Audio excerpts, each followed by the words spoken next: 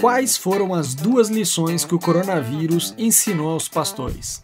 Todo mundo foi surpreendido por essa pandemia e a gente se encontrou obrigado a ter que transmitir o culto online, né? Algumas igrejas já estavam, digamos, mais preparadas para fazer essa transmissão e outras tiveram que, vamos dizer, aprender na fogueira a transmitir os cultos online. A questão é que, na verdade, igreja, ela é mais do que simplesmente o culto, né? Você provavelmente está assistindo esse vídeo, você é pastor, né? Você sabe que a igreja ela é comunhão, ela é discipulado, né? Aconselhamento, e ela também é evangelismo. Evangelismo também faz parte da vida da igreja. Então, eu pessoalmente acredito que a primeira lição que o coronavírus deixou, vamos dizer, para os pastores, deixou para a gente, para a igreja, é que a tecnologia, ela é nossa amiga. É verdade. Quer dizer, às vezes não. Tem muito pastor que acha que, né, internet é do diabo, marketing é do diabo, tudo é do diabo, né? Tem muita gente que acha que marketing é errado. Isso aqui é um assunto para um outro dia, né?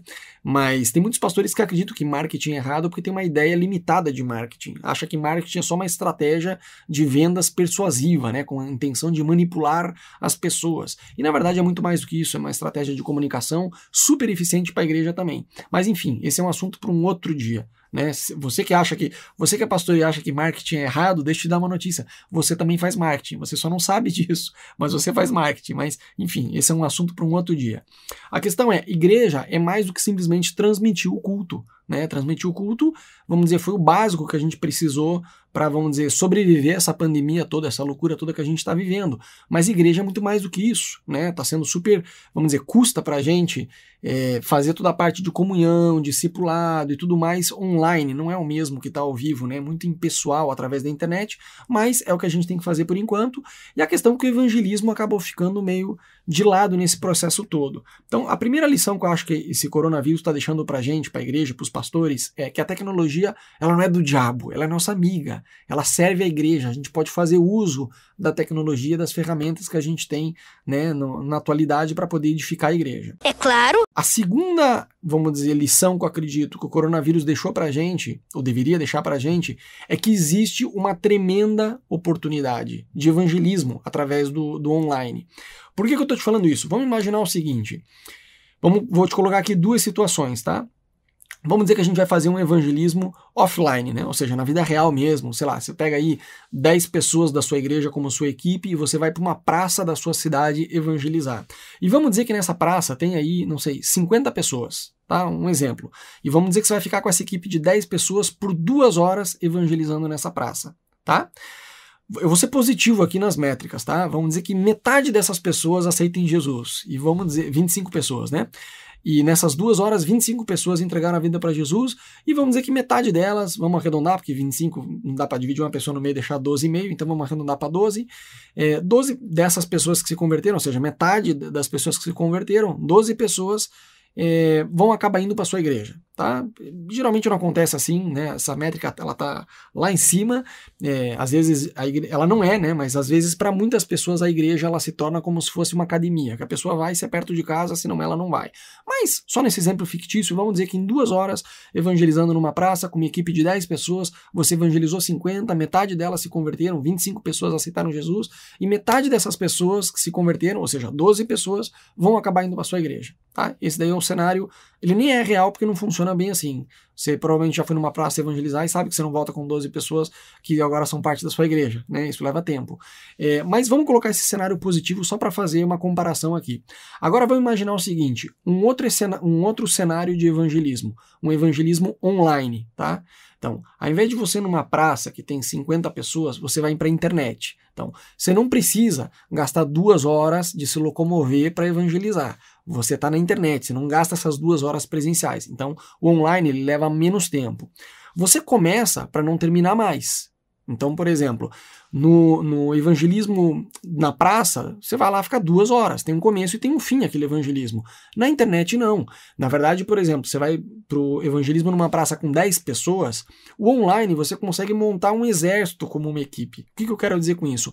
Cada vídeo, cada post que você faz na internet funciona como se fosse um obreiro, funciona como se fosse alguém que está evangelizando, alguém que está pregando, tem uma mensagem ali.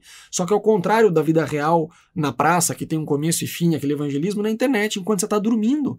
Tem pessoas que estão assistindo o seu vídeo e estão sendo impactadas pela mensagem que Deus colocou no seu coração. Então, na verdade, se a gente for comparar o online e o offline, chega a ser uma covardia, porque o online ele tem um poder de alcance muito maior. Então, você tem uma equipe maior, você tem um tempo infinito, porque ao contrário da vida real, esse evangelismo não termina. Cada post, cada vídeo que você sobe, continua perpetuando aquela mensagem para sempre, até que você queira tirar essa mensagem do ar, né?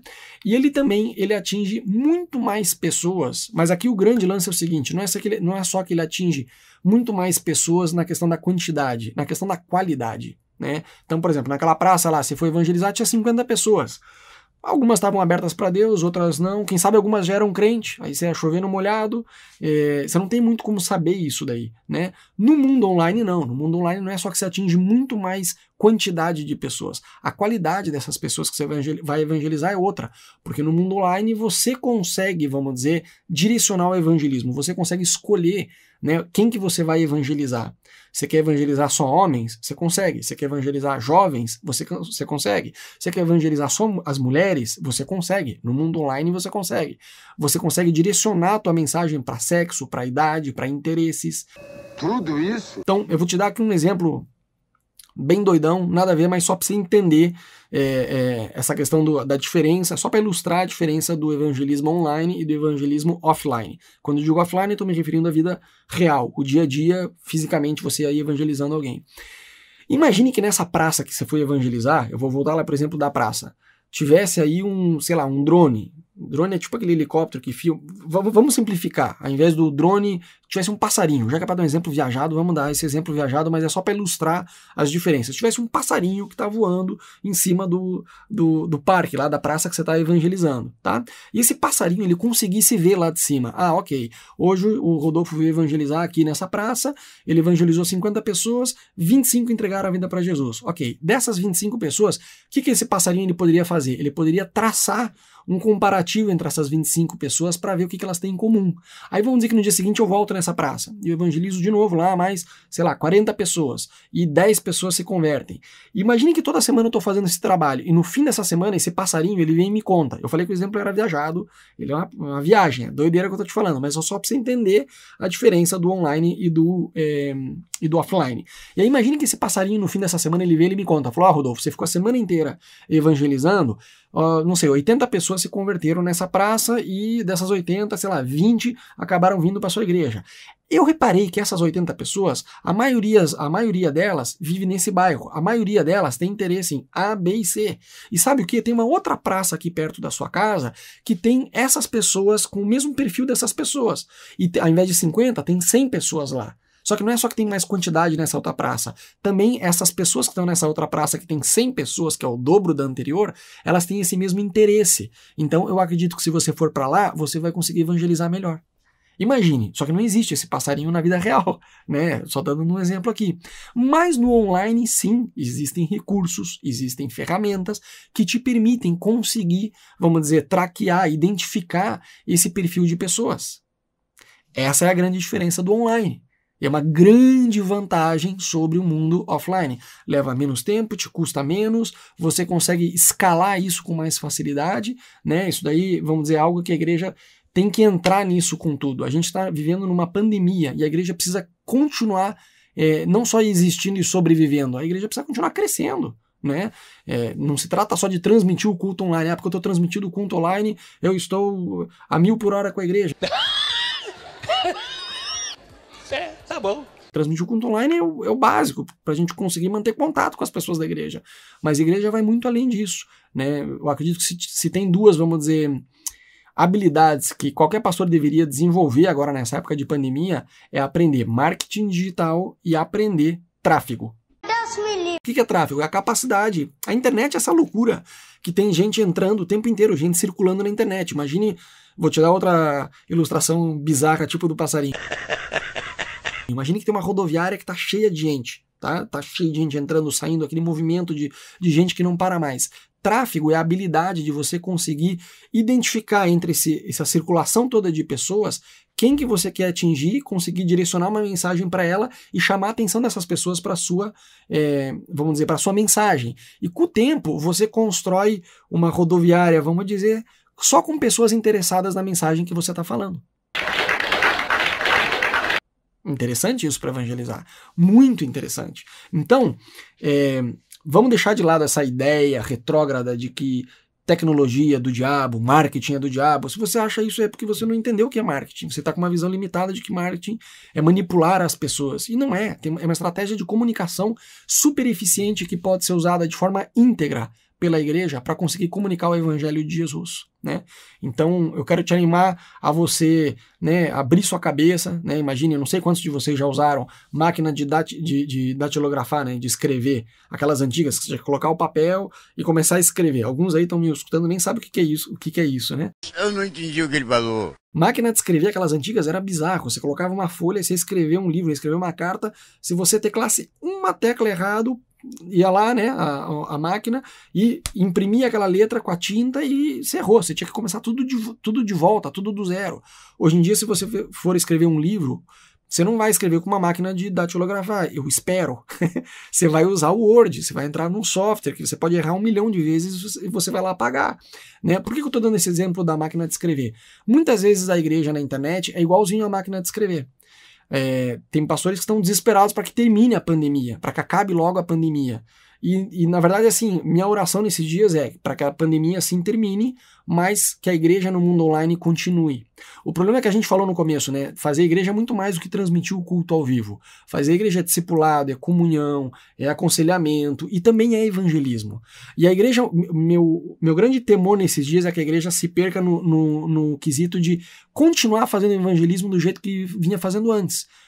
Como que a igreja fazia evangelismo online antes da pandemia? A grande maioria das igrejas não fazia isso que eu te falei do passarinho, do formar a rodoviária com pessoas com interesse em comum. A maioria das igrejas fazia o que a gente chama de marketing da esperança. Colocar a placa na frente da igreja e esperar que as pessoas apareçam lá. Subir o site da igreja para o ar, abrir as redes sociais da igreja e literalmente orar para que as pessoas venham para a igreja. Esse é o marketing da esperança, né? Eu tenho lá uma rede social, eu não crio anúncios pagos para o Facebook e eu espero que algum membro da minha igreja vai marcar algum amigo não crente ou vai compartilhar e aí as pessoas vão vir. Só que não funciona assim. Talvez até venha um ou outro, né? Mas assim, você não consegue escalar isso, você não consegue um volume de pessoas maior. A internet sim nos permite escalar isso. Então, na verdade, a igreja vem evangelizando mesmo antes da pandemia, dentro do mundo online, como se fosse a máquina de escrever, como se fosse a máquina de datilografar, sendo que existem outras ferramentas, existem outras coisas que a gente pode fazer para atingir mais pessoas e conseguir escalar o evangelho na internet, né? Você que acha que marketing é do diabo, ou que a igreja não devia estar nas redes sociais, tá tudo bem, você economize seu comentário de hater xingando e criticando quem está tentando fazer isso, a motivação de quem tenta fazer isso.